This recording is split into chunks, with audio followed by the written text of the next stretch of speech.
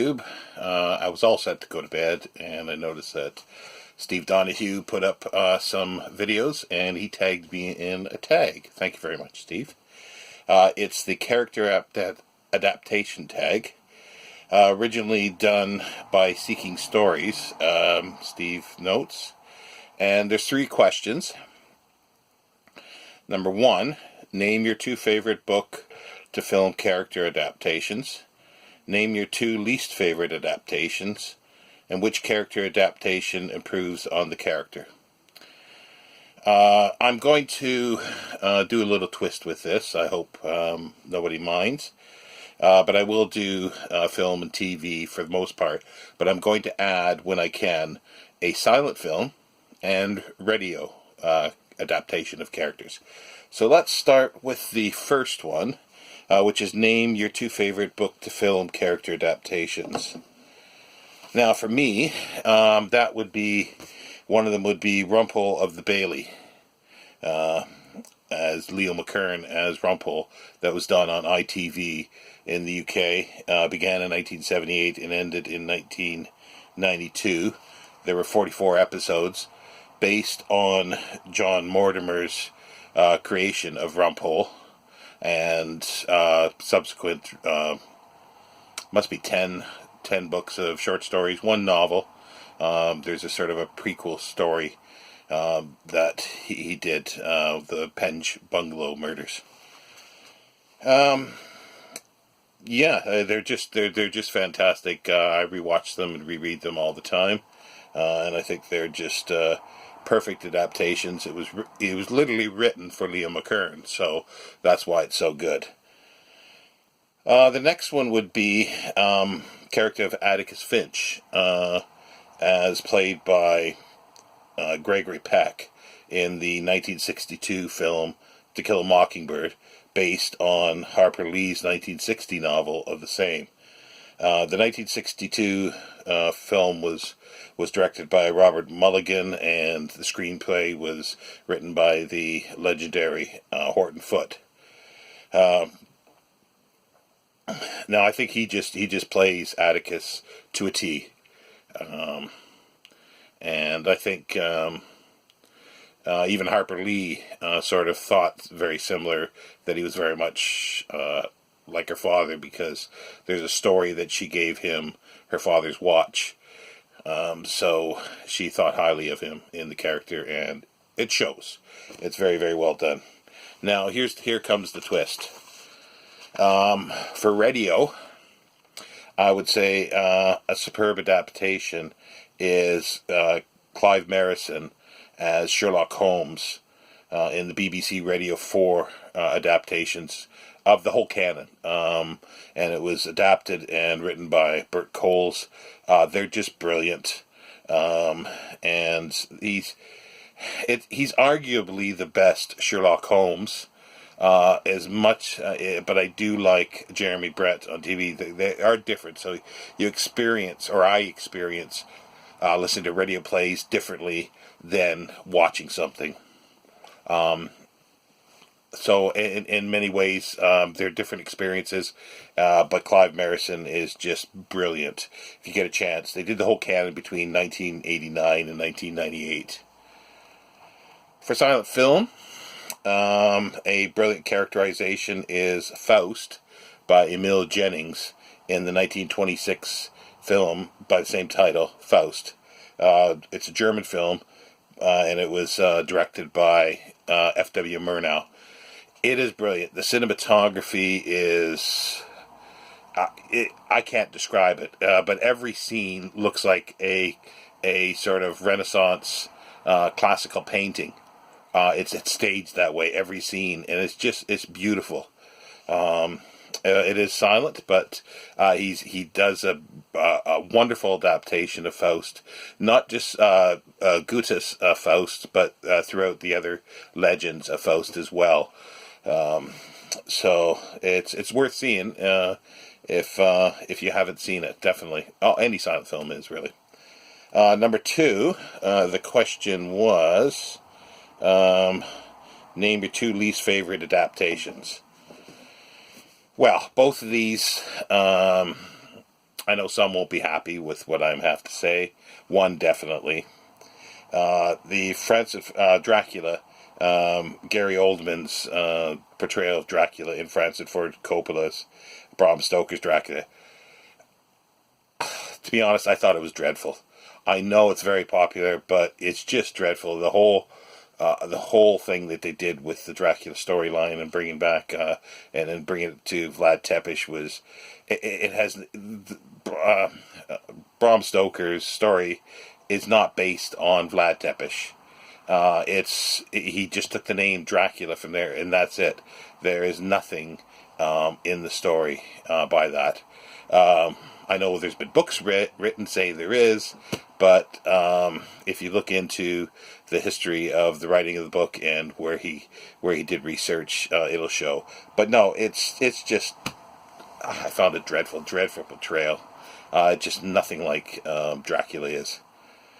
Another one is that was in 1992.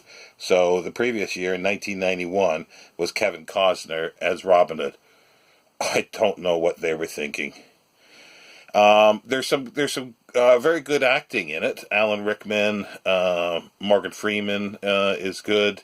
There's other aspects of the film that are not so bad, but it's Robin. The full name is Robin Hood, Prince of Thieves, and his portrayal of Robin Hood is just it's horrible.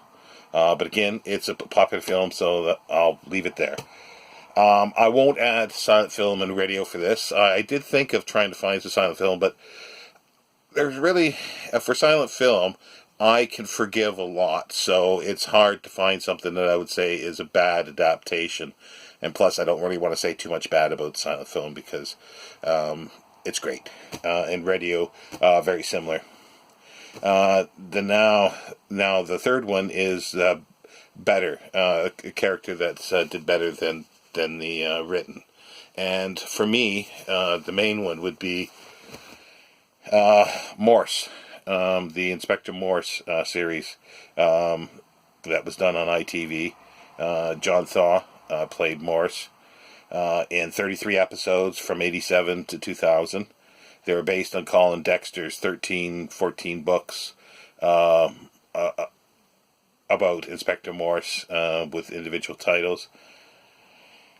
And the character is quite different from the book, but there's similar things. But I do like what they did, the adaptation, and John Thaw's adaptation. And since then they've gone on. They've done a sequel to it, Lewis, which was great. There were some faults. Now they're doing an earlier series when he was younger.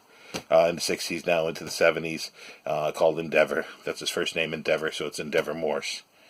And another one that I think was better than character adaptation, and I will hedge this with a little bit of caution because I had seen the films first, then came to the books. So the films I love, so that could be clouding the character for me. It's quite different from the book, but it's William Powell playing Nick Charles in The Thin Man, and there were 6 films in total. They kind of ran out of steam, but the first couple are just amazing, and Myrna Loy as Nora, and it originally was it was based on Dashiell Hammett's novel Thin Man. That was written in 1934, and I think it was the same year that they did the first film, The Thin Man. And I just love William Powell's portrayal and Myrna Loy. I could watch those over and over, and I do. For silent film, Pandora's Box. It's actually the character is Lulu by Louise Brooks. Well, Louise Brooks could never do wrong in my book. But I liked her characterization more than from the plays. There was 2 plays by Frank Wedekind. Earth Spirit was one of them. That's the English translation. It's German. So And that was 1895. The Pandora's Box silent film was 1929. She's an American actress, but she was asked to come over by the director, excuse me, G.W. Pabst, to do the to play the part of Lulu. And I just think she's a better adaptation than or characterization than in the plays. But again, these are big plays, and they've always been in sort of theater for Germany. So I think a lot of people at the time were shocked to have an American actress playing their beloved Lulu. For radio, we go back to another characterization of a crime solver, I guess you'd call it, is Cadfael. Philip Maddock did Cadfael in 3 serials, 3 5-part serials: Morbid Taste for Bones, Monk's Hood, and The Virgin and the Ice. Michael Horden did the narration, but Philip Maddock was the character, was Cadfael. And these are brilliant, and I think they're brilliant because Bert Coles, who did the Sherlock Holmes canon that I mentioned in the first one with Clive Merrison, that's why they're so brilliant. They only did 3, sadly. Wish they did more. They're playing, or they're on BBC Sounds here. They've got, I think it's the Monk's Hood, the 5 parts. That's available to listen on demand. So that's it there. And I don't really have anybody to tag, so if anybody wants to do it that watches this, feel free. I just don't have enough subscribers, but thank you very much, Steve, for tagging me in this. I decided to do it now because I thought a little bit and decided, well, I might as well do it now, because if I slept on it, I changed my answers, but the answers that I would change them to, probably, I don't think they would be any better, because I would have picked something like Hercule Poirot by David Suchet, Joan Hickson as Miss Marple, Jeeves and Wooster, Hugh Laurie, and Stephen Fry. Any of those work. And I don't think any are any better than the other, so I figured I'd go with my first gut reaction for these.